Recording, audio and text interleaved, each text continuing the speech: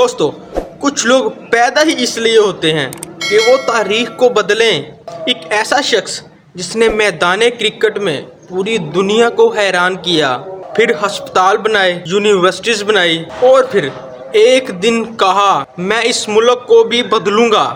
جی ہاں، میں بات کر رہا ہوں عمران خان کی۔ عمران خان نے 1992 کا کپ جیت کر پاکستان کو دنیا کا پہلی بار چیمپئن بنایا۔ یہ عمران خان کا آخری خواب نہیں تھا۔ انہوں نے پھر سیاست کا میدان چنا اور کہا کہ وہ پاکستان کو کرپشن سے پاک اور مبنی ملک بنائے گا۔ ہاں دوستو، 20 سال سے زیادہ عمران خان کو کوئی سنجیدہ نہیں لیتا تھا۔ لوگ مذاق اڑاتے، ان پر ہنستے، مگر وہ کہتے جب تک جیت نہ جاؤں ہار نہیں مانوں گا۔ یہی ہے ایک سچے لیڈر کی پہچان۔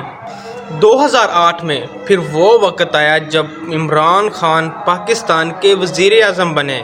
قوم نے ان سے امید باندھی کہ اب پاکستان ایک نئے سفر پر نکلے گا۔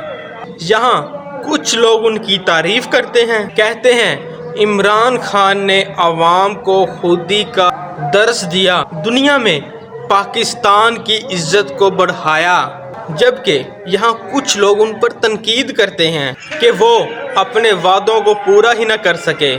لیکن ایک بات یہاں سب مانتے ہیں کہ عمران خان نے نوجوانوں کو جگایا ہے، ان کے دلوں میں امید کا حوصلہ پیدا کیا ہے۔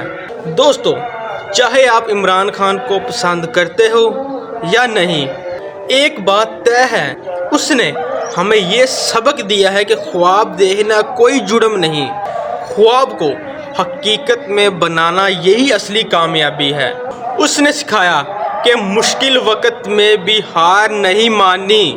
عمران خان کا سفر ہمیں یہ سبق دیتا ہے، اگر ایک شخص اکیلا جدوجہد کر کے پوری تاریخ کو بدل سکتا ہے تو ہم سب مل کر پاکستان کا مستقبل بدل سکتے ہیں۔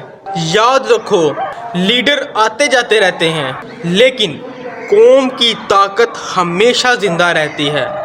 تو امید ہے کہ آپ کو یہ میری ویڈیو اچھی لگی ہوگی۔ اگر آپ کو یہ میری ویڈیو اچھی لگی، لائک اور کمنٹ میں اپنی رائے ضرور دیں۔ تو سبسکرائب تو آپ نے کر لیا ہوگا۔ ملتے ہیں انشاءاللہ ایک نیکسٹ ویڈیو میں، جب تک کے لیے اللہ حافظ۔